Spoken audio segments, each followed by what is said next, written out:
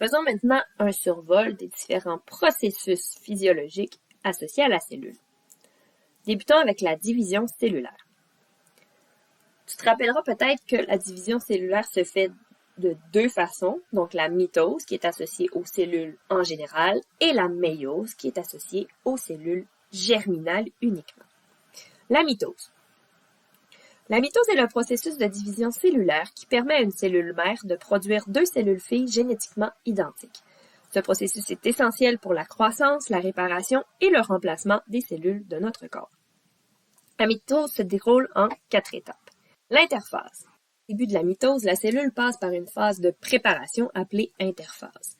Pendant l'interphase, la cellule se prépare à se diviser en copiant son ADN, de sorte que chaque cellule fille aura une copie complète du matériel génétique. 2. La prophase. La prophase est la première vraie étape de la mitose. Pendant cette phase, les chromosomes, qui sont les structures composées d'ADN et de protéines, deviennent visibles sous le microscope. Les chromosomes se condensent et deviennent plus compacts. La membrane nucléaire commence à disparaître. Étape 3. La métaphase. Pendant la métaphase, les chromosomes se déplacent au centre de la cellule, formant une ligne appelée plaque équatoriale. Les fibres de fuseau mitotique, des structures spéciales à l'intérieur de la cellule, attachent les chromosomes à la plaque équatoriale. 4. L'anaphase. L'anaphase est la troisième étape de la mitose. Pendant cette phase, les chromatines sœurs, les deux parties identiques de chaque chromosome, sont séparées et tirées vers les pôles opposés de la cellule. Cela garantit que chaque cellule fille recevra une copie identique du matériel génétique. La télophase et la cytokinèse. La télophase est la dernière étape de la mitose. Pendant cette phase, les chromatines sœurs atteignent les pôles opposés de la cellule et commencent à se décondenser en formant de nouveaux noyaux. Une nouvelle membrane nucléaire se forme autour de chaque groupe de chromosomes, créant ainsi deux noyaux distincts. La cytokinèse est le processus de division du cytoplasme et des organites entre les deux cellules filles. Cela donne naissance à deux cellules filles identiques. La méiose. La méiose est un processus de division cellulaire spécialisé pour produire des cellules reproductrices, ovules et spermatozoïdes. La méiose réduit le nombre de chromosomes de moitié, de sorte que lorsque les cellules reproductrices se combinent lors de la fécondation, le nombre de chromosomes est rétabli, créant ainsi une variabilité génétique. La méiose se compose de deux étapes successives appelées méiose 1 et méiose 2. Chacune de ces divisions comporte les étapes similaires à celles de la mitose, mais avec quelques différences importantes. La méiose 1. La méiose 1 commence après l'interphase où l'ADN est copié. Dans la prophase 1, les chromosomes s'associent par paires, un processus appelé appariement des chromosomes homologues. Cela permet des échanges de matériel génétique entre les chromosomes. On parlera alors de recombinaison génétique. Lors de la métaphase 1, les paires de chromosomes homologues se déplacent au centre de la cellule. À l'anaphase 1, les chromosomes homologues sont séparés, réduisant le nombre de chromosomes de moitié. Enfin, lors de la télophase 1 et de la cytokinèse, deux cellules filles sont formées, chacune ayant une moitié du nombre de chromosomes d'origine. La méiose 2. La méiose 2 est similaire à la mitose, mais se déroule dans les deux cellules filles formées lors de la méiose 1.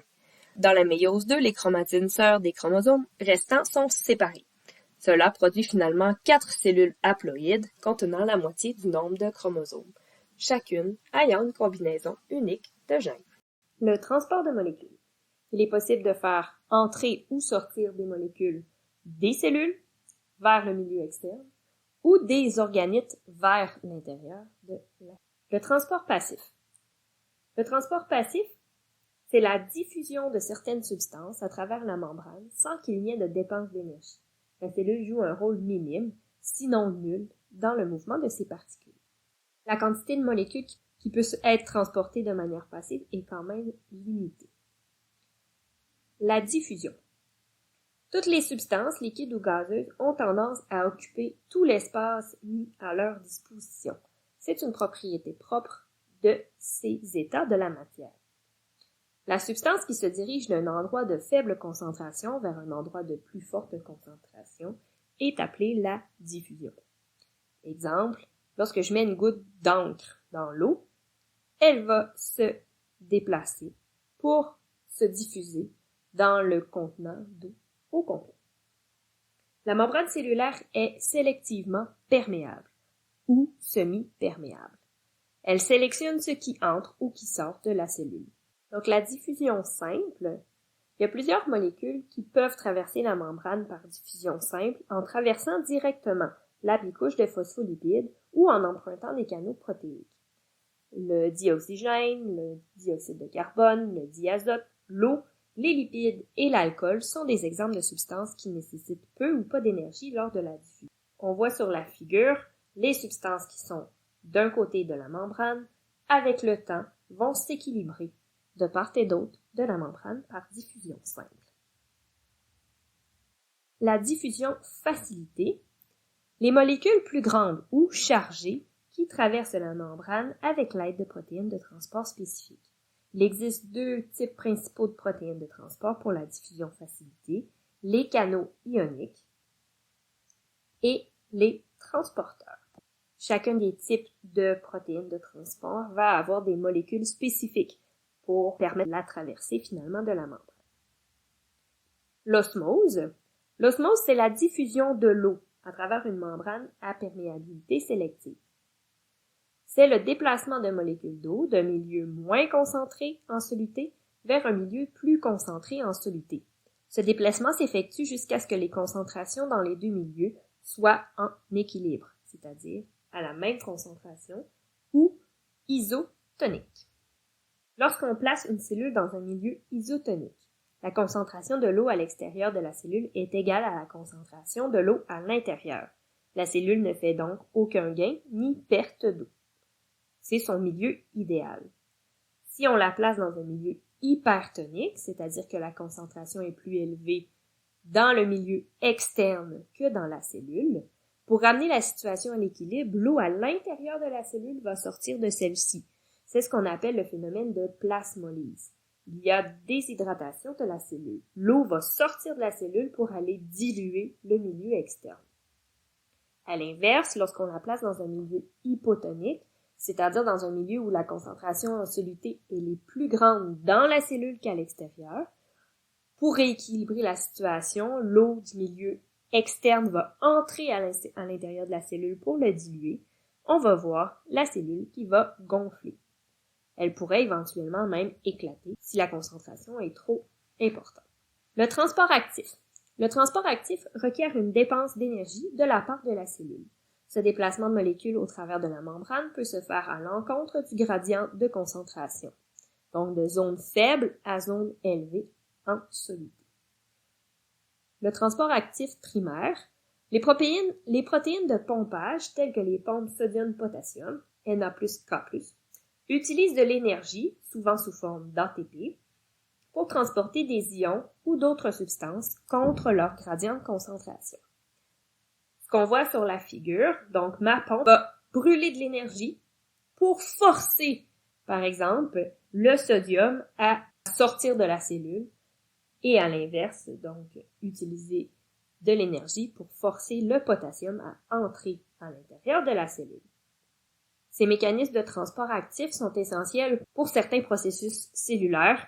Ici, la NAK-TPase va être utilisée principalement lors de la contraction des muscles. On doit avoir un gradient ionique de part et d'autre de la membrane pour pouvoir avoir cette contraction musculaire-là. Il existe également des transporteurs actifs qu'on dit secondaires ou des cotransporteurs. Donc, les cotransporteurs utilisent le gradient créé par une substance X pour faciliter le transport d'autres substances. Dans la figure suivante, on observe un gradient des ions Na+, du milieu extracellulaire vers le milieu intracellulaire. Le cotransporteur va utiliser le déplacement de ces ions pour déplacer les acides aminés dans l'autre sens. Donc, c'est comme si le mouvement du premier ion, qui était dans le même sens du transport normal, donc plus concentré vers moins concentré, était le moteur pour faire fonctionner un élément à contresens. L'endocytose. Les grosses molécules, comme les lipides et les protéines, ne peuvent pas traverser les pores de la membrane cellulaire. La cellule utilise l'endocytose pour les faire pénétrer dans le cytoplasme. Il existe différentes façons selon la molécule qu'on veut déplacer. La pinocytose, processus qui permet à des gouttelettes de liquide de s'attacher à la membrane cellulaire. Celles-ci s'invagine vers l'intérieur en prenant la forme d'un canal qui se termine en vésicule. Ensuite, la vésicule se détache et s'en va dans le cytoplasme. La phagocytose. La cellule se déforme pour engloutir de grosses particules solides. La cellule enrobe les particules et les enferme ensuite dans une vésicule. La vésicule se détache de la membrane cellulaire et forme une vacuole qui se fusionne à un lysosome pour les digérer et expulser les résidus. L'exocytose est un peu le mécanisme inverse, qui va libérer des molécules contenues dans des vésicules vers l'extérieur de la cellule. Donc la vésicule va fusionner à la membrane et le contenu de la vésicule est expulsé à l'extérieur de la cellule.